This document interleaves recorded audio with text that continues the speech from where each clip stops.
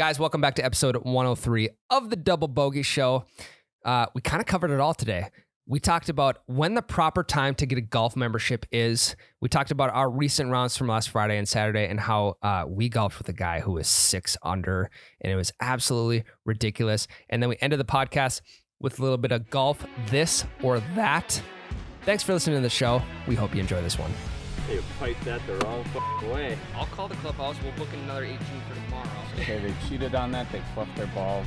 Yeah, no better time for the breakfast ball than now.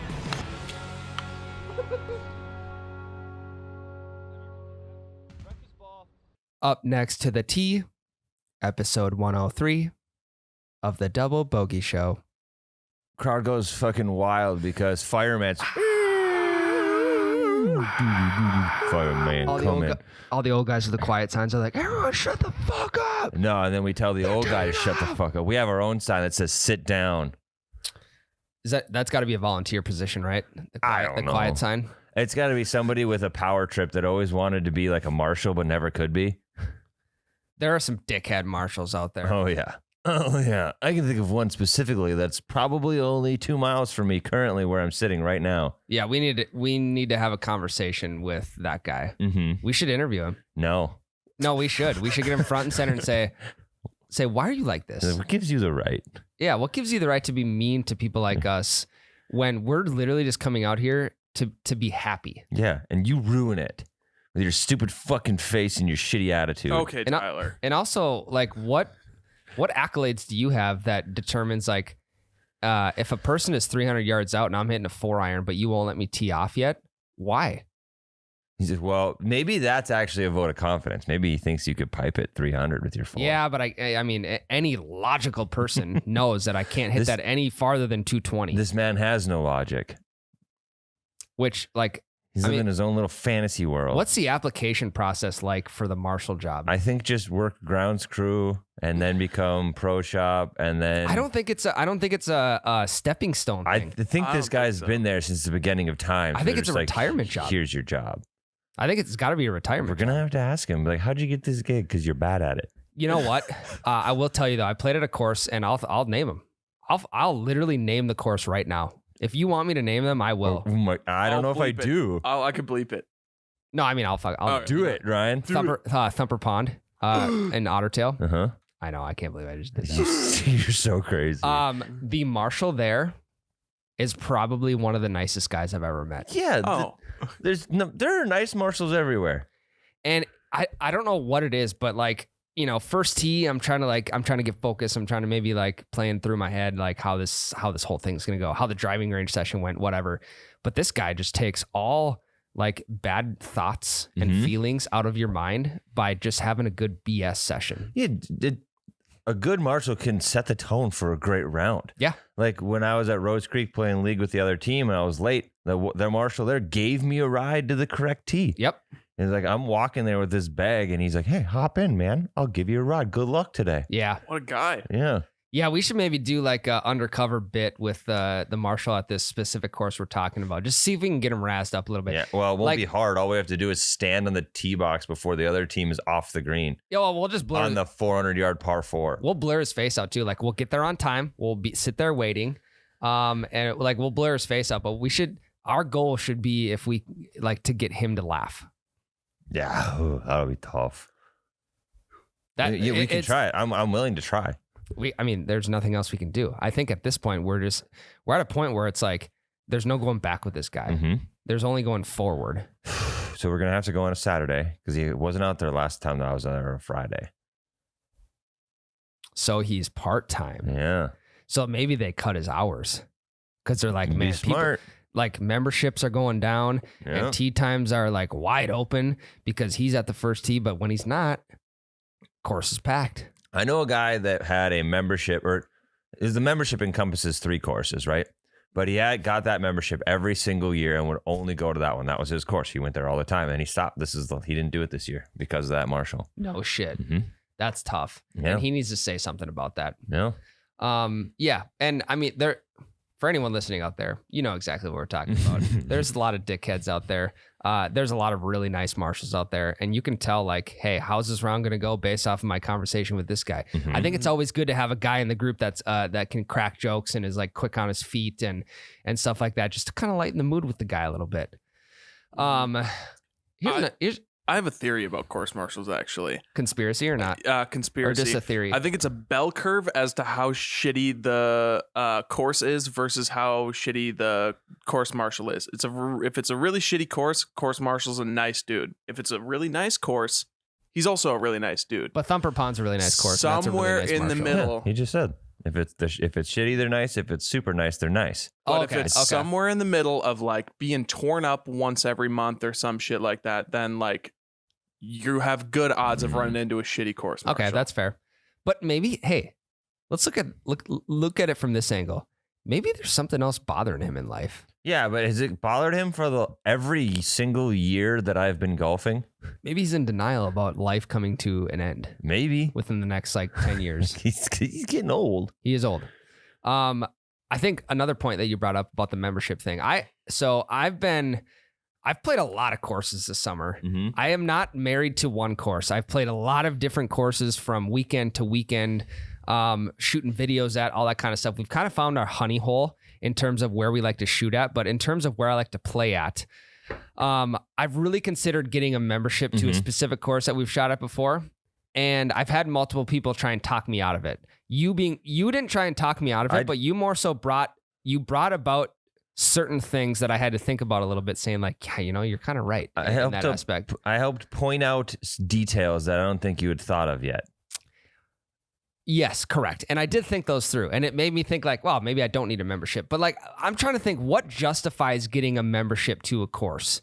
Is it like, if you have a membership, I don't think you pay for league dues. You don't pay your weekly league dues or whatever that may be. But let's just say you have a $700 to $800 membership, and it is a $50 with a cart, $50 round with a cart for 18 holes. Let's just say it's $800 divided by 50. That's 16 rounds. Yep. That's how 16. many weeks are there in the summer? Well, how many weeks of the golf season do we get? Let's just say 2 weekends in April plus 2 weekends in October. So May, June, July, August, September. 5 times 4 is 20. Let's just say 24 weeks. So you'd have to golf there 16 of the 24 times. Correct. Which we don't, because we golf all over the place. Correct. So that's where I'm hung up at. I'm assuming the guys who are getting memberships probably might not have lake cabins, because on the weekends I'm golfing out at the lake. I'm not going to be golfing at my membership course. Well, I think it makes a ton of sense if you live very close to the course. Sure. Your quick nines before work, you want to go there on like you decided on a Friday afternoon, you're like, I'm going to try to sneak 18, or Saturday morning, I don't have a tee time. Maybe I'll just hop over to my home course where I have a membership and just jump on. You think you got to have no kids or kids of a certain age? Because I feel like if you have young no kids, kids like, is gonna be way easier. 100%. Yeah, kids of a certain age will also be easier, but they need to be like of self-sufficient age. Yeah. So like you're not feeling shitty for just leaving them with the wife the whole time. Sure. Because like if my kids were 12 and 9 or whatever their difference will be when they're that age. Yep. I'm fine with that. 12-year-old can watch the 9-year-old for 2 hours. Or the 12-year-old can come golf with you. Or that, yeah. But then I can't leave the 9-year-old. I got to bring them both, and then I got to pay. But then extra. mom's only stuck with one kid instead of 2. True. Yeah. So I think it's when they're self-sufficient or no kids. No kids is the answer. That's easier. Yeah. Much. Empty nesters or no kids being young enough at that point. Yeah, and I'd have to ask my grandpa, because he gets a membership at the same club every single summer, and he usually only golfs there once a week, right? Okay. And there are weeks where he doesn't golf there because like they can't get the group together or they're golfing somewhere else. But every Wednesday they made their own men's league. It's like the same 8 guys. They just go out there and get kind of drunk, and they don't keep track of they keep track of their score for the day, but not for the year. Yep. Or they just decided to make their own deal. So I'd have to ask him if he gets his money's worth or not. Yeah, that's interesting. There's also a part of me where it's like, okay, I go to the same lake cabin almost every weekend in the summer. Some weekends I don't. I've thought about getting a membership to the lake course, but at the same time, that's a little bit more expensive than like the $800 membership I'd get here right outside of town. Well, the courses need to do. There's a simple answer for this. they need to do half memberships where it's an X amount of rounds that you pay for up front and you get a discount on them. Yeah. Yes. So like if you could do a half membership, then all our problems are solved. You got to pay for it in full. Right. Yeah, right. Like we're paying for, I want to pay you for 15 rounds. Yep. Right. Or I'm going to pay you for 10 rounds up front, but I get a $10 discount for every round because I'm paying for all these ahead of time. You don't know if I'm going to use them all or not. But once I hit those 10 rounds, then I'm paying full price for the rest of the year. Woe on me if I go through them all. And if not, you're making extra money. Yeah. And I think even at the lake, let's just say I had to play 20 rounds for it to pay itself off. 20. And I think the point of getting a membership is so you can eventually start playing for free. Mm-hmm. So if it's 20 rounds that you have to play to pay it off, you're playing 25 to 30 rounds. Right. At the lake, I'd have to play a Saturday and Sunday morning in order for that to make sense. And all 18s. And all 18s. Yep. Correct. Like the quick nines don't really put a dent into your round fees or like your running total. Correct. Yeah. And I think not that the wife would be upset if I played Saturday, Sunday mornings, but I also just would feel bad if I'm gone both mornings. Like she's up with the kid and I'm not there to help. I don't know. The prime time for getting a membership at a golf course is when you are retired. When you're retired or when you're young enough in your career to where you're making some good money. Yeah. You don't have kids yet. You're like 23, 24. And you're basically stationed in town where you live for the weekends. Like, yeah, you can go out and have fun at the lake with buddies who have lake places. But if you don't have a lake place, you're probably going to be in town that weekend. You can get a Saturday, Sunday round in. I think that's also so it's one end of the spectrum or the other. You're either retired or you're young enough to where you don't have kids. You maybe not be married yet. I had this sweet spot and I didn't golf yet. Like I used to, and when I was like 23 or 24ish, like maybe even a little younger, but I'd stay here in the summers. I was a bouncer at a bar at night. So every weekend I could have played 18 at like 10 o'clock in the morning and been just fine. I could have slept in from bouncing the night before at the bar and then gone out, golfed 18, came home, had plenty of time to just chill before I had to go back to work. I should have been doing that. I was making enough money on my week job that that was perfect. I missed my window. What keeps going through my head is like, God, I wish I would have started like 3 years earlier. I wish I would have started golfing in college. Yeah. Because there was 2 courses in the town that I went to college at, and I maybe golfed 4 or 5 times. Yeah. In my 5-year college career. And I look back, I'm like, son of a bitch. So I think that's a good point to make. It's like, hey, if you're still in college and listening, or if you're just getting out of college, start now. Yeah, don't miss your sweet spot. This is the time. There's a sweet spot on the course, and there's a sweet spot to get to the course. Think about this. What are you doing on a Saturday night in college? You're going out and partying. What would be more fun than pre-gaming on the course? You're going to go pre-game 100%. at somebody's house, pre-game on the course. Because especially at our age, if we have, let's just say we have a noon tee time. Yeah. We're playing 18, probably going to get done around 4:30, and we're drinking beers on the course Saturday afternoon in the summer, 80 degrees out. What the fuck are we doing after that round? It's like, hey, let's go to the bar or something. Oh, sorry, got kids, or got plans tonight. Parents are coming over, or we got to go bring the kid to grandma and grandpa's house. You can't do anything after, So it's like, why not? Writing that out after for pre-gaming. You could make a golfing, drinking, pre-game game. You could game it up. What could we do? We could make a drinking game for the course so college kids can pre-game their house parties on a Saturday round. Things to bet with that is not money. Drinks. Could roll into this. Yes. It's drinks that night. It's who's buying the bottle that night. Who's buying the case of beer. Hey, if I beat you through 18 holes today, when we go out later, you're DDing.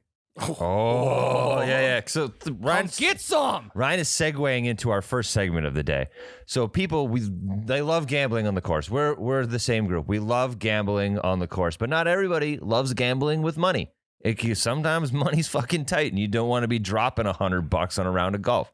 So we're going to talk about things that you can gamble other than money, and drinks. And DDing is fantastic because there are real stakes there. Yeah. DDing is probably the biggest stake of all time. Yeah. Because, hey, from 4 p.m. until you need to sober up. Mm-hmm. Like, you need to sit there and you need to throw some ice in that water, and you need to just soak in your misery because you just lost the DDing bet. You think about it, you play an 18-hole match play with DDing on the line. That is real stakes, especially when you are in the height of your drinking. That is more daunting to me as a 24-year-old or a 22-year-old in college than having to pay you $100. Oh, 100%, because it's also like if you're on the course and let's just say you're down, like things are just not going well, right? Mm-hmm. Hopefully that's within the first 9 holes, because then you can just get shit-faced. You get shit-faced, and by the time it's time to bring your buddies out to the bar, you're sobered up. Yep. You're ready to go. But if you're trying to sit in that sweet spot and you're scratching and clawing to win holes, but you're just not, and you've only maybe had 3 beers on the course, I mean, tough luck. Yeah. You never got to accomplish what you wanted to, and that was to just get shit-faced with the boys. Yep. I think that's a great one. I think that might be our best one, and it's our only number one. Yeah, I would say I would rather win the DDing bet, meaning not have to, than win $100. Yeah. Worth it. I'm with you for sure. And I think the drinks is another good one, but then you're also still spending money, right? But it could be less money. So like you could bet on the first round, right? You're like, all right, you lose this round, you're buying 3 pitchers when we get to the bar. That's how we're starting. 3 pitchers are on the line. That's less than $100. You're not going to lose a ton of money. And if you find the right place, that could only be like $10 because there's like $3 pitchers at some place. Wow. And maybe like in the fine print, you're not allowed to pick where you go for those pitchers. Yeah. So, hey, let's go to the hot spot, even if they don't have deals, because this guy's buying over here. Yeah. And then you just invite all your friends. Yep. Everyone you know, because homie's stuck with first round. Yeah, there's 2 different types of having to buy drinks at the bar after a round of golf. One of them being a hole-in-one, and one of them losing a bet and having to buy a round or 2 or 3 for the boys because you got your ass kicked. Dude. I'm taking the it's not the latter, but it's the what? Former. I'm taking the former. I'm taking the former. Have you ever been in a spot where, like, not saying that I have the ability to hit a hole-in-one, but like, But you do. I just got married. I just paid for a wedding. Yep. Money's a little tight.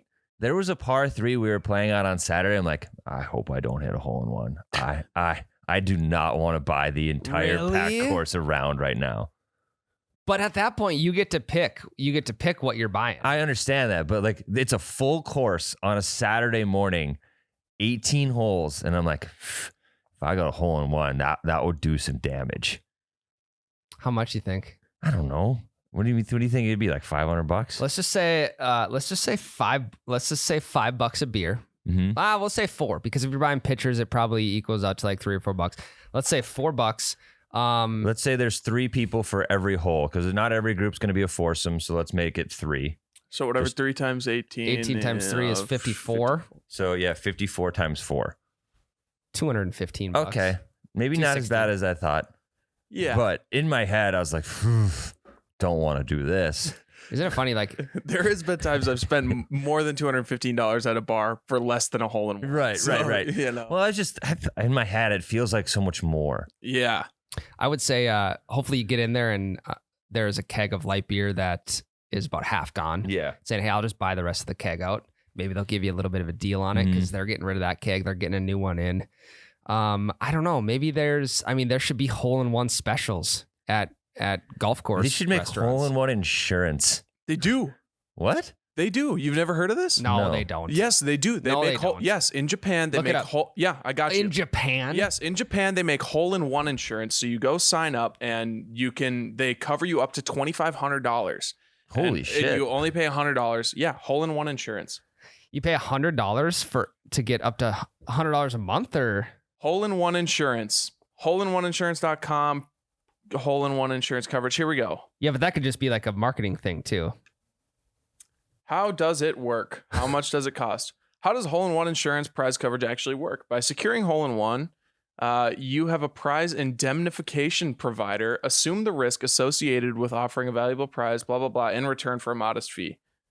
Are you sure this isn't like for like charity tournaments. That's kind of what I'm thinking. Where like if you get a hole in one, you get a car. Then they have insurance on that car. Yeah.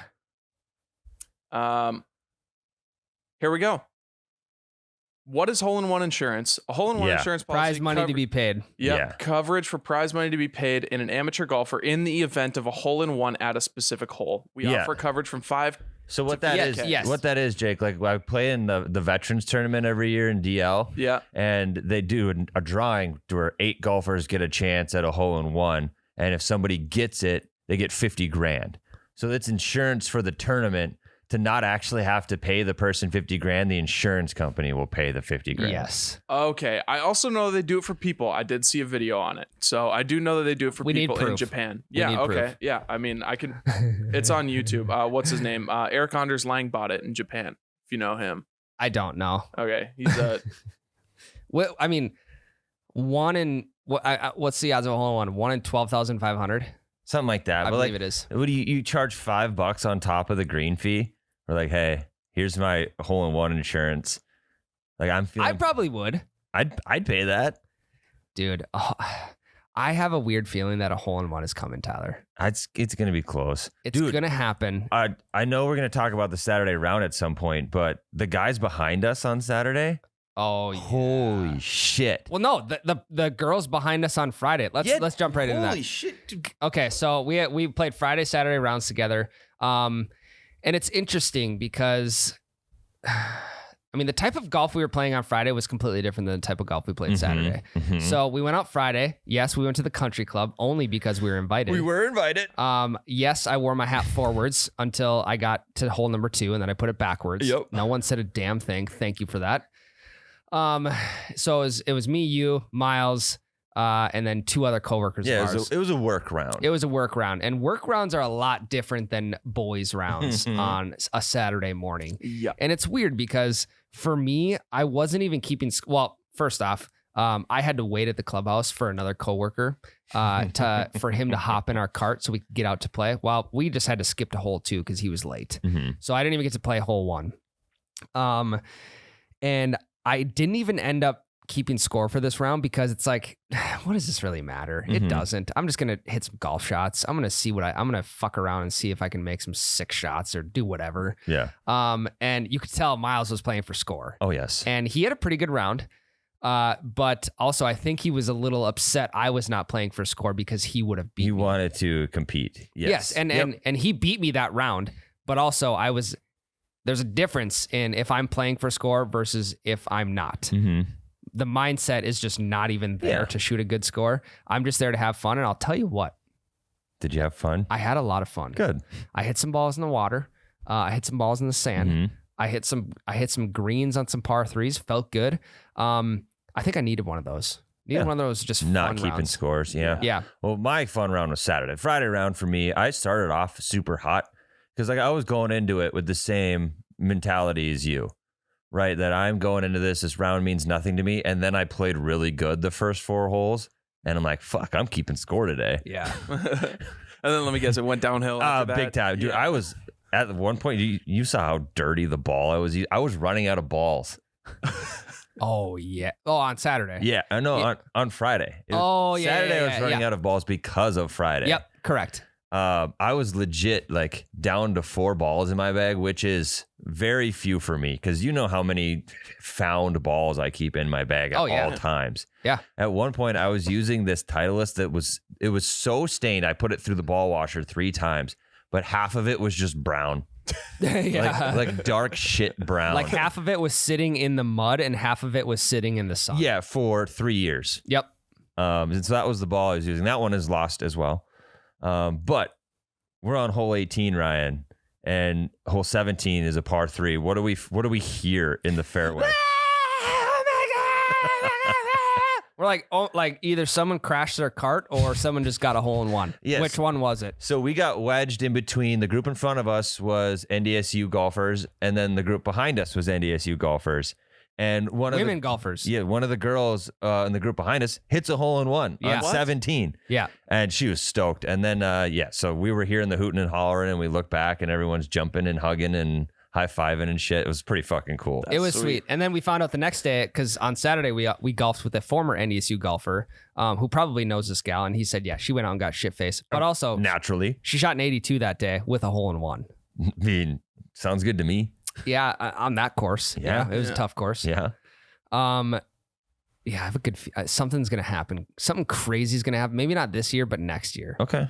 And I think we're going to get it on video too. I think going forward, whether you're a content creator in the golf space or not, you need to start filming every par 3. Mm-hmm. I think courses should have cameras at all par 3s. Why do they not? I don't know. Why don't they have one camera at the tee box and one camera at the green? And then they can sell you on the video like those fucking picture things Like like the roller roller coasters. coasters. Yes, dude. Yes. Well, like you can buy your shot anytime, even if you have a good shot. Those ones cost. Yep. But if you get a hole-in-one, it's free. They give you the video for free. Yeah. Courses need to start having cameras at par 3 holes. I think that's like a huge grab. It's like a memento.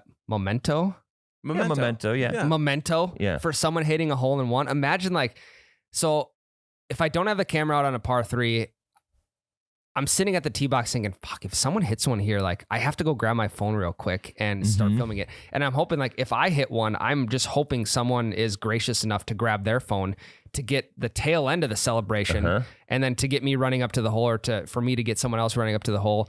It doesn't feel as right, but we can get the actual swing and the leading up into the celebration. Oh my God. How electric. Cameras can't cost that much. They're pretty spendy. Yeah. For one. I mean, what if you literally just got a blink camera or a Nest camera, put it on a stake on the backside of the green facing the tee box? Yeah. I mean, I think they need to have it up on a pole or some shit so that they can see the trajectory of your shot. It needs to be almost tripod level for the one at the tee box. And then the one on the green needs to be down, seeing the whole green. Because there's typically 2 par 3s per 9 holes. Mm-hmm. So 4 sets of cameras. You have 2 cameras at each hole, 8 cameras. I mean, I have 5 cameras around my house. You could use trail cameras. You could use, well, yeah. Those would be bad. Those would not be good. No, they would get stolen too. Yeah, there needs to be some sort of camera system at these courses. That's the next golf innovation of the week, which we've been off. Yeah, we've been all over them today. Yeah, cameras at par 3, and then again, the roller coaster rides at and then theme you can parks. submit the video as evidence for your insurance claim on your hole-in-one insurance. That's Yes. correct. That is correct. We got it figured out, guys. Fuck that. Any course that offers hole-in-one insurance needs to have the cameras on the par 3s. Or they need to have some sort of pot, Or someone, if you have hole-in-one insurance, here, I just found the biggest hole in this plan. People are just going to fucking lie about getting hole-in-ones because they paid for insurance and they only want a free drink. Or here's what you have. You have a free, basically a free will donation. There's a camera. Again, cameras, I mean, they solve every problem out there. There's a camera at the free will donation box. And if you put in $1, you have the chance to win the pot if you hit a hole-in-one. If you don't put in $1 and you hit a hole-in-one, you do not get the pot. So it's kind of like shake of the day at I like at that. a bar. Yeah. That's So nice. and it's $1 because you could have them at every par 3 hole as well, and the entire pot goes to the person hitting a hole-in-one. We were at a bar in Iowa for the small town bar tour things that has a similar type of gimmick at the bar. So it's right on a river, and then across the river is a homemade green. It's just a mound of dirt with a piece of turf put over it, and then it's a 5-gallon bucket is the hole. Okay. And so then you give money to the pot. It's $1 a ball, right, Jake? Yeah. Yep. $1 a ball, and you can buy as many balls as you want. And then you try to hit into this bucket, and if you get it in the bucket, you win the pot, and so on and so forth. That's kind of cool. Yeah, Miles hit what? 35, 40 shots. It was to the point where he was digging through his own bag to get his own balls. Yeah, so we brought a bunch of the found ones that Grandpa Dave gave us, burned through those. Mhm. And then we emptied Miles's shitball pocket in his bag. Yep. And then it got to the point where he just used his nice balls. Jesus So Christ. he probably lost at 60, least, 70 I was bucks? going to say at least $60 worth of golf balls into that river. Yeah. I mean, it's $40 to $50 for a dozen of balls. But honestly, what a great, they got to be selling those golf balls, right? They just got to go across the river Yeah, you Oh, yeah. think and pick so? up all the ones that went deep and then just resell them. Mm-hmm. Yeah, there needs to be more stakes for hole-in-ones at these golf courses. People need to treat this as like, hey, this is 1 in a million type deal. I'd like to go around to the courses that we've played and say, hey, like how many people have submitted like hole-in-ones this year at your course? I wonder what the average number of hole-in-ones are per course around our area. Yeah. I mean, do you think it's as many as like 5 a year? I would say so. Probably. Just think of how many golf shots are happening on those par 3s every year. Probably.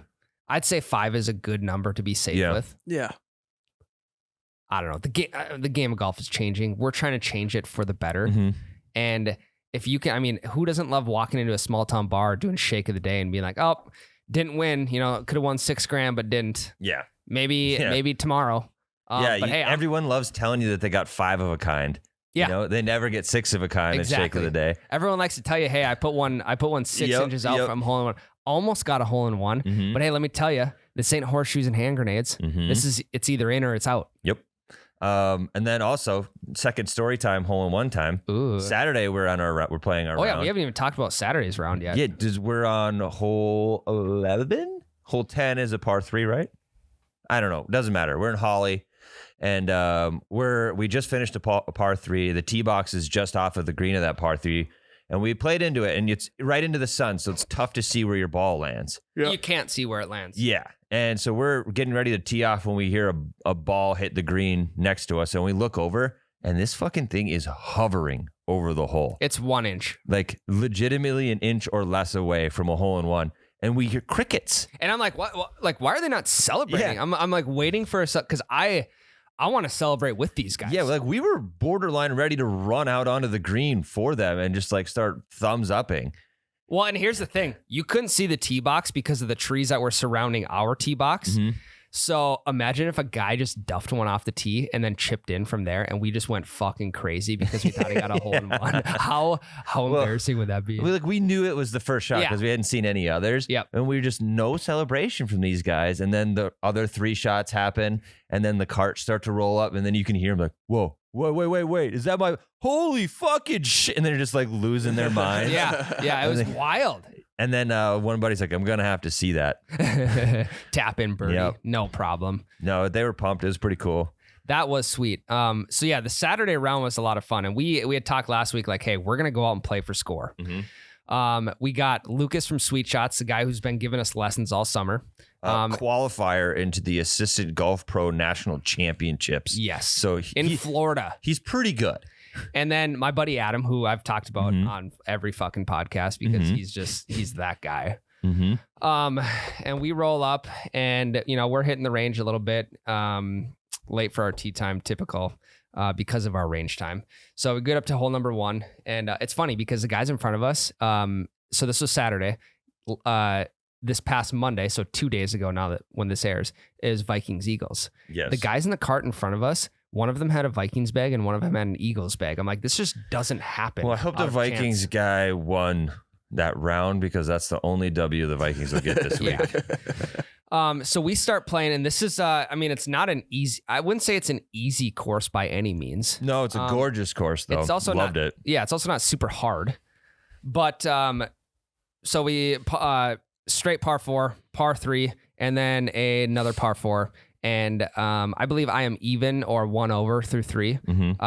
Lucas, 3 under through 3. And we're like, is this just normal for you? It was like he seemed bored because it was like 10-yard drive 10 yards from the green, chip it close, tap in for birdie. Par 3 was get it up close to like 3 feet from the pin, tap in for birdie. Next par 4. 10 yards from the green, chip it close, tap in for birdie. It was just so systematic. And I think I was so like, so I ended up shooting, I'll get to that. I believe we are through 9. He's probably 4 under through 9, which I mean, he left shots out there. He could have very well been 10 under. He missed birdie putts that he probably knows he could have made. Yeah. Probably could have been 10 under through 18. But I think I was just so amazed by just how he strikes the ball and how he plays a course. And it really took my mind off of my game. And I think it made me play a little bit better. Yeah. Have you ever golfed with anyone as good as him? No. Or me either. Best person I've ever golfed Yes. It was the first time I've ever watched someone that is truly, truly good at golf. with. Yes. Like before that, to me, you're good at golf, but it's not even close. Like, And I've never even shot in the 70s. Right. Well, fuck, I just gave it away. oh yeah, I've you never even didn't- shot in the 70s. We'll get there though. We'll get Yes. Yeah. But like it was wild to watch it. Like shots that he was upset about, we would have been high-fiving about. there. 100%. Like- His misses were our greatest shots. Our of the day. celebrates. Yeah. There was one where he hit like a 320-yard drive just a little left and was upset. And I'm just like, holy fucking shit, that was a bomb. Well, and this is the type of round too where normally if there's two balls in the fairway that are like really close to each other, I typically go to the farther one just because I think Yeah. like, yeah, I probably got him. It wasn't even a question. I'm No. like, well, that's not me. Yeah. That's Lucas. Yeah. And he's got 40 in up and down for birdie. But yeah, it was next level. I mean, he shot it was a par 71. He shot He was 65. 6 under. Yeah. Shot 65. I've never played with anyone. The best people I've played with have shot mid 70s. Right. I know people here that we golf with regularly that can shoot a 65 on a 9. Yes, correct. It's batshit to me. Yes. So my question is, like, especially the first 4 holes, do you think when you're that good that golf is as fun? I mean, I want to say yes. Well, he had the intentions that day of just going out and having fun because we had never golfed with him before. We've been talking all summer like, hey, we got to get out. We got to golf with him. So we set it up. We got out. And I mean, we knew he was good, but I don't think we realized how good. Mhm. And I think his thought process going into it was, I'm just going to go out and hit some balls with the boys. Yep. And that's literally and that just put him 6 under. But it was just like the whole repetition of it and the systematic behavior of it in the first 4 holes was just like, he doesn't have to recover from anything. He doesn't have to get crafty. No. He doesn't have to make a 20-foot putt and celebrate. No. It's just textbook birdie golf. And I was like, God, it's super cool to watch. But when you're that good every time, is it still fun? I don't know. And It's got to be. He's been doing it his whole life. And he's also, 24 years old? Something like that. So, yeah, I don't know. Do I want to get that good? Yes. Yeah.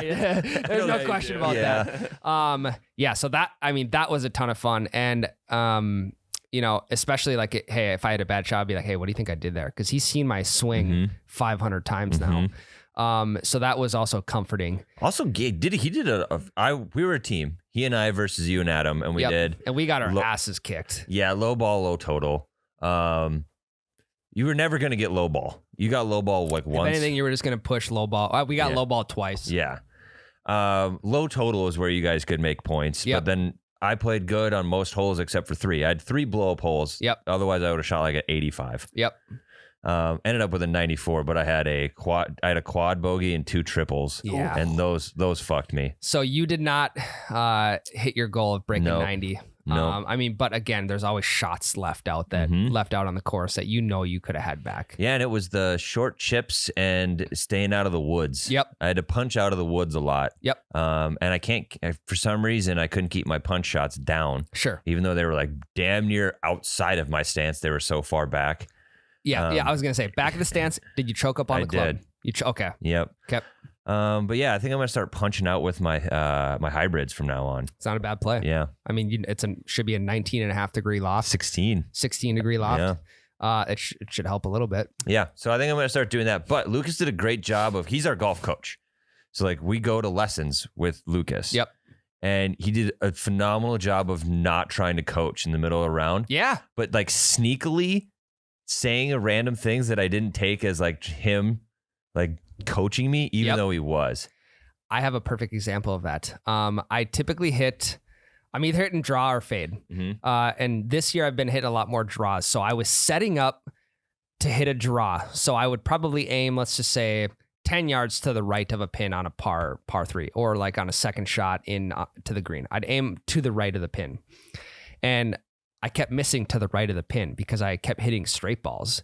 And the only thing he said to me was like, God, I'm playing the straight ball today. And I'm like, why don't I just commit to the straight ball? Why do I keep trying to force the draw when I could just play the straight ball? And I mean, he probably didn't even know that. After he said that, I'm like, okay, well, I just need to start playing the straight ball. Go right at it. Yeah. Quit trying to force the draw and just play the straight ball. Yeah, for me, I felt like I played really well. There was one hole as a par 3, 196. I'm hitting a 6-iron, and this is the most flushed 6-iron I've hit of all time. There's a hill kind of like to the right, and a little bit in front of the green. So I flush a 6-iron. I hit the hill, and I don't see it bounce after that. I hit the front hill. There's like 2 hills, right? I think I know what hole you're talking about. I was there. Yeah. We get up there. Well, I'm trying to set. Yeah. Your ball's gone. My ball isn't there, and there's no way I hit a 200 and I would say there's 20 yards of open area behind the pin. There's no way I hit a 220 yard unless no, that wouldn't happen either, because there was like a little drainage ditch to the side of the green around these hills, and if I would have hit that little drainage deal, we would have saw it shoot up in the air, right? I think you just went through that and rolled to the side into the weeds, because that hill was steep to the weeds. But it's rough. My ball had to have held up a little bit and couldn't have rolled for 20 yards. Yeah, I don't think it was that rough, though. I mean, I genuinely think that's where your ball is. It ended up in the weeds on the right. Well, regardless, I had to take a drop. I ended up hitting a 5 on this hole. Okay, so hit a 5 on that hole. I think I had one birdie on the front, and then we get to number 14. It's a about 200 yards straight down, and then a direct dog leg to the right. So I had a 4-iron. I cut the corner, perfect, right down the middle of the fairway. I'm 135 out, and I'm downhill. For some reason, I grab a pitching wedge, and I have never flushed a pitching wedge like this before. 20 yards over the green. I end up double bogeying this hole from 135 yards out, right in the middle of the fairway. So there's 4 strokes right there that I should have back. Yep. Even if I would have bogeyed both of those holes, I shoot an 81 on a par 71, 2 strokes away from a 79. And I also birdied one on the back. I left the pars out there. I double bogeyed too many holes. I fucked up. I was, again, but hey, second best round of the summer. That's pretty good. I was so close. There's nothing to be upset about. No, and again, we had fun. I was more so just amazed. We didn't do breakfast balls either. I don't know why we didn't take breakfast balls. I think we just forgot. We did, because there's people waiting on the tee box. And we hit pretty good drives in the first hole. Yep. So again, I was that close, and I look back, I'm like, this shot and that putt and this chip. And I mean, but that's also what keeps me coming back, just clawing for 79. But here's the thing about me, Tyler. Going into number 14, right before I hit that pitching wedge 20 yards over, I was 7 over par. And then it started to fucking get to me. I'm like, wow, if I keep playing the way I am, I'm going to break 80. And thinking about it now, for me, so I need someone else to keep my score. I was just going to say, next time we play together, I'll keep yours, you keep mine. We don't tell each other what we're at. I think that's a great way to mentally not get in your own head and potentially shoot the score that you want to shoot. Because had you been keeping my score, I wouldn't have known I was 7 over. Yeah. We got to start doing that. And I knew where mine was, 5 holes to go too. And I'm like, I'm going to have to birdie at least one, and I'm going to have to par the rest. Because you see it on your app. You see it on the 18 Birdies app. Someone else has to keep my score if I want to break 80. And then once that happens, then I'll start keeping my own score again, because let's do that next time. Job finished. Job's done. You give me your phone, I'll give you mine. Or we just keep it on the scorecard. Yeah, I just want to see the hole still though. Oh, gotcha. Yeah. So yeah, I think that's the key to me. Like it's there. The shots have been left out there. I need someone else to keep my score in order to break that, and in order to break 80. Speaking of breaks, let's take one. Deal. Guys and gals, Ryan, you know what and time Jake. of year, you know what time of year it is. It's fall golf time. The leaf rule is in full effect. It is. And soon enough, all the leaves will be off the trees, and you'll never be able to find your ball. And when you can never find your ball, that's usually when the courses are closed. And when the courses are closed, what in the fuck are you going to do? You're going to go to your golf game? simulator, Ryan. You're going to head over to your simulator. Whether you have the Cadillac of simulators, whether you have the smallest enclosure and launch monitor possible, You're going to be able to get It's swings in the winter with Carl's Place simulators. Yes. Speaking of simulators, Jake Yes. apparently is a simulator golfer god. I don't know. If you want to feel good about your golf game, golf on the Carl's Place simulator. Jake, take it over. Dude, last night I played the round of my life on the simulator. Mhm. Which I'm not buying a single bit. I know you're not buying it. He was 1 under through 9 holes. I was 1 under through 9, and then I blew up on the back 9. I finished 5 over. So it was a par 71. I shot a 76. I usually shoot about 100. So Like how? Like, I mean, like, because I What saw you did- swinging before you were playing, and it was not good. yeah, and then all of a sudden And that's no dig against you. no, Jake. it's fine. And all of a sudden, me and Jade, like, we just got into the zone and we were just playing ready golf and we were moving really quick. I think 18 holes took us maybe 45 minutes or something like that. And we were just in the groove, and there was like, after every single shot, it was like, hey, good shot, or I know you got this scramble shot next. I don't know. It was just like good vibes in the simulator. Did you set the gimmies to 45 feet? No, the gimmies. Okay, so here's my thing. So we have the gimmies set to 9 feet, right? Mhm. Which is not really a gimme for my No, caliber not for of a anyone. golfer. But mine are set to 9 feet too. So. Yeah. But also, like, so 76, right? I made a couple like 25, 30 feet putts on the simulator. Like, I made some really good putts. And then even if I was outside the gimme range and I was chipping onto the green, I was putting it within 3 or 4 feet, damn near every single time. So you didn't have to putt much. So I really didn't have to putt much. So if you take that into account, I probably golfed more like an 85 to 90, something like Which that, is still good. which That's is still still fair, yeah. really fucking good for me. So did it make you better? The simulator make you better, or were you just in the zone? I don't know. Here's the thing Well, is, mentally, it made him better. yeah, Yeah. Because mentally, now he knows he can shoot a 76. yeah. And that was the thing is, like, even so, like, you guys know, I don't golf good around other people. Like, if you get Ryan and Miles in the simulator, I golf fucking trash, right? But it gave me like that confidence back to where me and Miles and Jade played 9 after that. And usually I would be 18 over through 9 by playing with a bunch of people. Like, I'm just not in the zone, right? Mhm. It was us. Well, it doesn't three. help that Miles is constantly talking to you in your backswing. No, yeah, not at all. that's yeah. And he's just in your head from the 1st tee Mhm. box.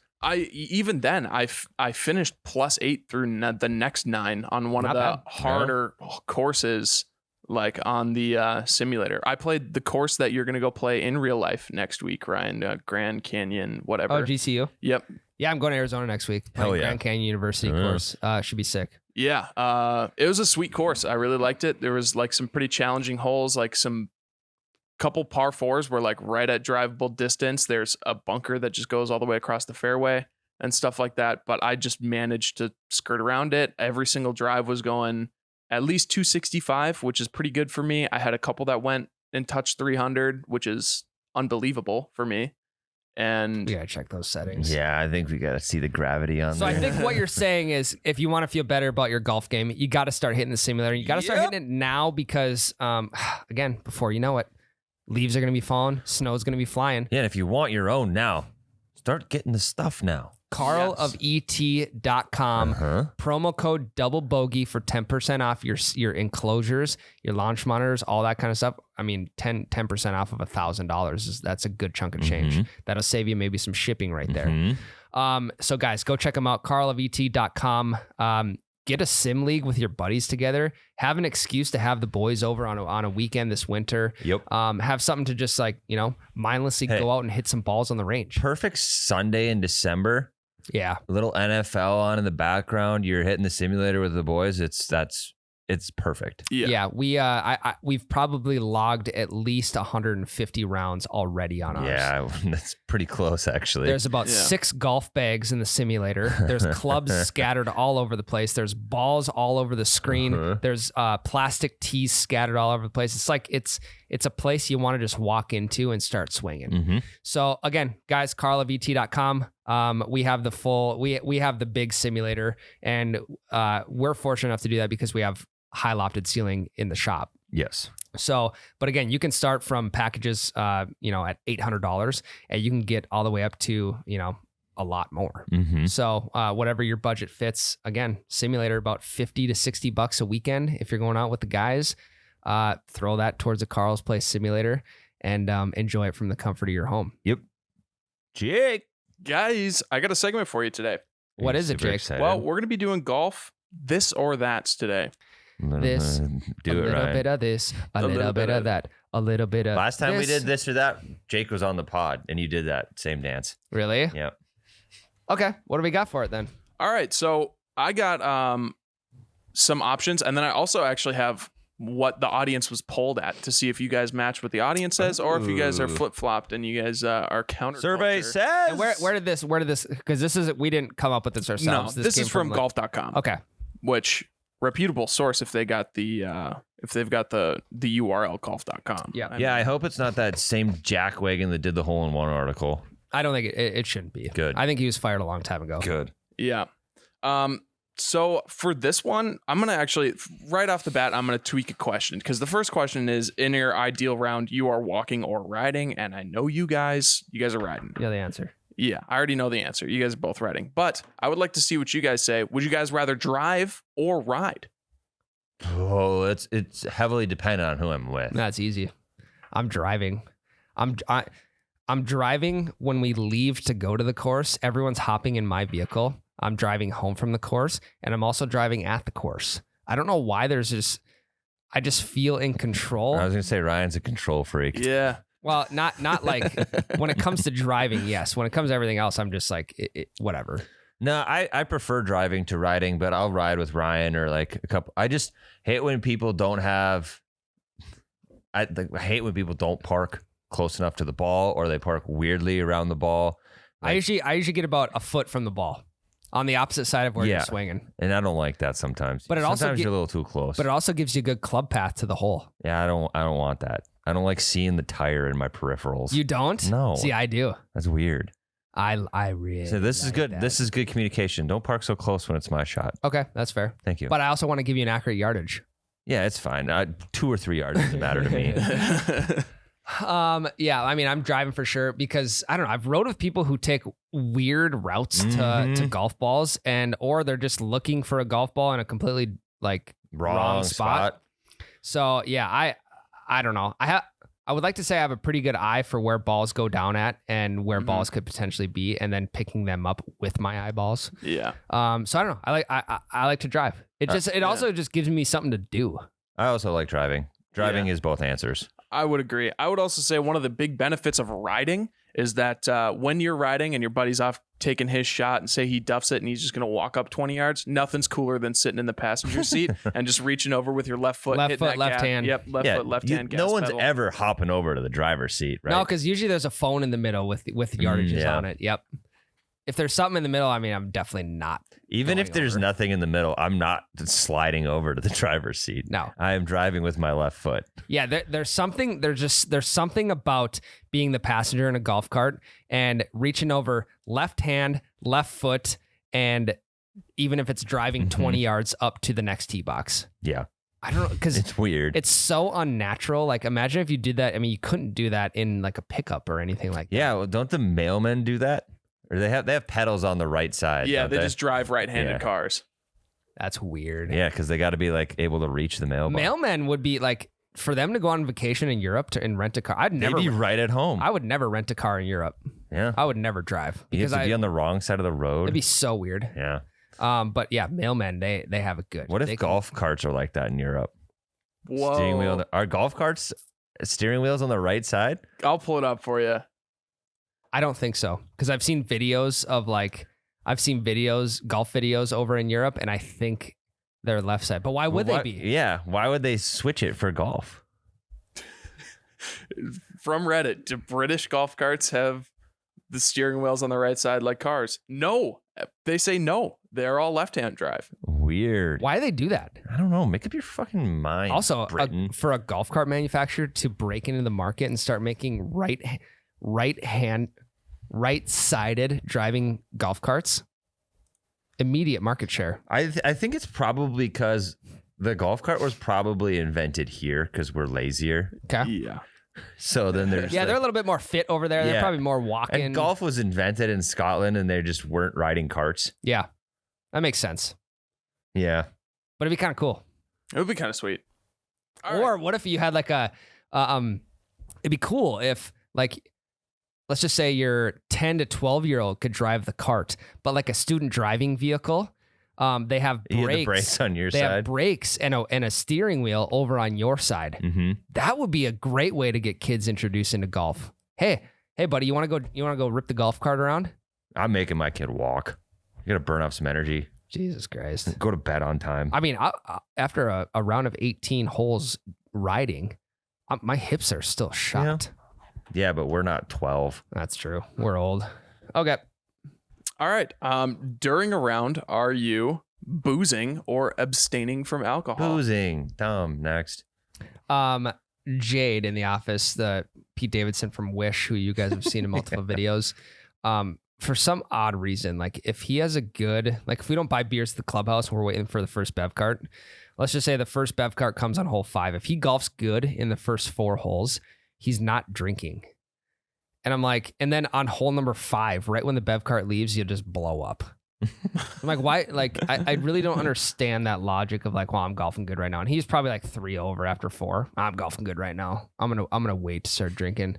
It's like, okay, buddy, but better to just have beers on deck just in case. Insurance beers. This podcast is all about insurance. Yeah, because I mean, the beers in regulation are gonna go way down if you're not hitting that first bev cart run. True. So, yeah, I'm drinking. Solve problems before they become one. But also on Saturday, we didn't drink a single drop. Right. You guys didn't. I was nipping in the bottle I had in my bag the whole time. Oh, that's right. I forgot about that. I did that on Friday though. Yeah, I know. You never gave any to Yeah, me. you never asked. I did. Yeah, I asked when you were on the green. I said, "Hey, can I get a little swig of you that?" could have. All you had to do is come to my bag. Well, I'm not going to be throwing the ball around at a country club. proper gentleman would have brought it up to me. No, and said, we're at a country club. We have to be discreet. All right. I can't do that. Next question. We did drink there anyway. Miles bought That's us true. drinks. Yeah. I think you guys would actually be surprised to hear the survey on this one. Survey says? Survey says 76% of people are abstaining from boozing on the golf Lame. course. What was That's the why- answer for the first one? that's The why riding or driving? Oh, well, the riding or driving, it's similar thing. Most people want to walk. 70% of people wanted to walk. You know, I like being an outlier. Same. I like going against the norm. We're the black sheep of this Drinking golf and riding. world. Yeah. I got another one for you. From the apron of the green, are you pulling out a wedge or a putter? I was wedge guy for the first 2 years of my career, but now I am firmly a Texas wedger with the putter. This is all situational for me. If the wedge from like 10 to 20 yards is way better than the putter from 10 to 20 feet, I'm going wedge off the collar. Yeah. If not, I'm going putter. Because here I have trouble measuring the strength of a putt through the fringe. Yes. Yeah. and I I either think- blow it by or I leave it way short. Mhm. I mean, I have the only reason I do the putter is there's like a lot less of a chance that I blade my putter and send it I across would the hope green. you're not blading. You know? I would hope you're not blading putters. Yeah. That's I'm not. That's why I'm using it. True. Yeah. Yeah. Because like even if I leave it 10 feet short, that's better than blowing it across the green, blading it with a chip. Yeah. Yeah. I would say most of the time. I mean, again, I guess it depends on how long the shot is. If it's a 20-foot putt versus a 6.5 yard chip, I'm probably just gonna go with the putt. Yeah. Like if the pin's 8 feet off the collar, Yeah, I'm gonna putt it. putt it all day long. I think you guys would be surprised to hear 70% said that they're just taking the putter no matter what. Yeah. Figured. Yeah. Outliers. I've Yeah. been putting out of the sand lately. Yeah, Really? That's It's kind been of a sick working. move. Yeah, especially if there's not a huge lip. Why Mhm. not? Even like the one on Saturday had a really high lip. The lip wasn't hanging over, but it was super high lip. I just smacked and it popped up and out and went onto the collar. Yep. And I'm like, Easy enough. that's just as good as I would have done hitting my wedge. Yeah. Situational. Yeah. At the course, your cell phone policy is, I got 3 options here: in your pocket, in your bag, or in your car. In None the of the cart. 3. Yeah. Right next to me in the cart because Yep. that's where I also get my yardages. Yeah. Yep. So I got the app up. I'm getting yardages. Mhm. I can't do it in my pocket. It's too heavy. Yeah. No, clanky. absolutely not in my pocket. Not in my car because I have a wife and kids that if something happens, I need my phone. Wouldn't it be great if you could just leave the phone in the car? Yeah. If I was a single dude, that'd be tight. That would be awesome. Yeah. No distractions. I mean, Mhm. we've talked before, like, hey, what's the biggest way to ruin around? And that's like a text or call from the boss, a text or call from the wife saying, hey, Mhm. I need help. Yep.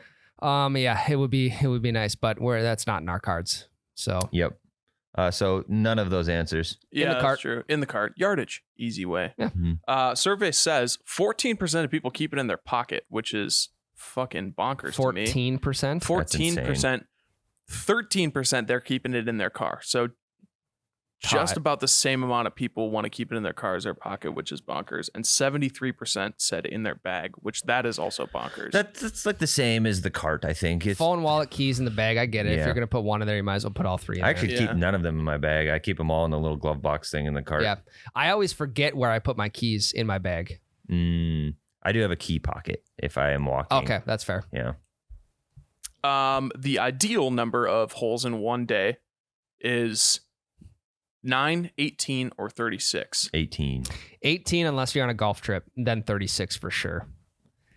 If you're on a golf I'd agree trip, with that. if you're on a golf trip, I mean, you golf 18 holes. What are you going to do with the others, 12 hours of the day? Yeah, that's fair. So I'm going 18 on a normal weekend. I'm going 36 on a golf trip every single day. Maybe 18 holes the first day and then 36 the next 2 days. For the sake of the question, I'm saying 18. Me too. I would honestly, I'm bummed that they didn't put this in there, but I would argue that 12 holes is the perfect Well, amount. we agreed with that. We've talked about this earlier, but I think my opinion's changed. Mine has too. I think 18 is. I've done the 12 hole thing now several times, and I've always left wanting more. Yeah, especially if you're golfing good. Yeah. If you're Yeah. golfing bad, 12's perfect. Where the hell were we? Was I with you? Gravel pits, No, 13 holes. this was at the Ozarks where we golfed 18, and we're like, let's do another 9 because none of us were ready to be done even after 18. Yep. So I think 18 is my sweet spot now. I understand why they have it. Before I was a 12 guy, but now I have become 18. Yeah. And I mean, 9 holes is fun too, because I think it all depends on time. Like, well, what's the time restraint, right? But I think 9-hole courses are great because the beauty and like all the features are packed more tighter. So you get everything you're looking for in 9 holes versus like spread across 18. Yep. Hell yeah. Survey says. Survey says on that one, shit, I scrolled up. Survey says 3% say 9, 72% say 18, and a surprising amount, 25% said 36 holes. Golf trips. Yep. Gotta be. Retired or single people. Yep. Your dream golf destination is Scotland or Ireland? Scotland. Probably Ireland. Big history guy. I want to go to the beginning of golf. Yeah. I want to go Port Guinness. I Mm. want to go see where Harry Potter was filmed at the Cliffs of Normandy. What are they called? The Cliffs of what? The Cliffs of Dover, the White Cliffs of Dover. Yeah, I want to go see those. Check out Hogwarts. Check Maybe out the Hoggies. Bounce a ball off the Hufflepuff common room. Yep. Train station 9.5. 9 3/4. 9 3/4. God, I mean, I've seen all the Harry Potters. Yeah. Lord of the Rings, Star Wars, Hobbit. Never seen any of those. All the Harry Potters are done. Yeah. I don't know. I would Harry say Potter's the movies, the worst of all the movies you just listed. Best God, books no. though. I mean, the movies trump You've never books. seen them. The movies trump books all the time. You've never seen the other movies. I know, and as long as I don't see them, then Harry Potter will always be the best in my mind. But nothing beats Fast and Furious. Oh my God. Next Dream question. golf vacation, Miami, Los Angeles. Probably Nebraska. My dream golf vacation is War Road, Minnesota. Yeah, that's a good one. Hey, beautiful 9-holer up there. Yeah. I don't think I've ever played there. Me either. I don't even know if there is or not. What's the survey say? We got to wrap this thing up. Yeah, we do. 70% said Scotland. 30% said Ireland. I got Fuckers. one more for you before you guys. Rory's wrap it from up. Ireland too, so Oh, yeah. I like Rory. Yeah. You can only carry one or the other, a hybrid or a 3-iron. Hybrid. Hybrid. Yeah. Partially because I've never hit a 3-iron. Again, situational. What am I hitting better? My woods or like my driver 3-wood hybrid or my irons? I hit my hybrid better. I had a 3-iron. I broke it. Oof. That was with former producer Cody at the simulator. Oof. 3-iron from tumbling down. Yeah. 3-iron would be nice to have in the bag at some point. Yeah. But Yeah, my brother's got one in his bag, and when A I played blade. my brother's I bag, it would was like good. a 4. I don't have a 4. you need a 4. I know. There's a huge gap in your bag right now. Well, That's my what- hybrid, the- I have a 4 hybrid. The 5 to hybrid, there's a gap. Well, I have a 4 hybrid. Yeah, but I think, I don't know. So it's like a little gap. My biggest gap right now is 120 to 140. Mine is 105 to 115. I either have to go like soft with a gap wedge, or I have to fully hit a 54. Yeah. Maybe I just need a 52. Because I hit my 60 about 90 every time. I hit my 56 about 100 every time. And then I have a 54 that I don't use Yeah. except for like chipping around the green. It's maybe like, this feels like a 54 shot. Yeah. And then I just like it because it's heavier, so it's easier it's got a better pendulum for the short chips. Yep. And then my 52 is like 110, 115, 120-ish. But then I got nothing until my 9, which I hit 150. Sure. Yeah, you got to get that figured out. I do.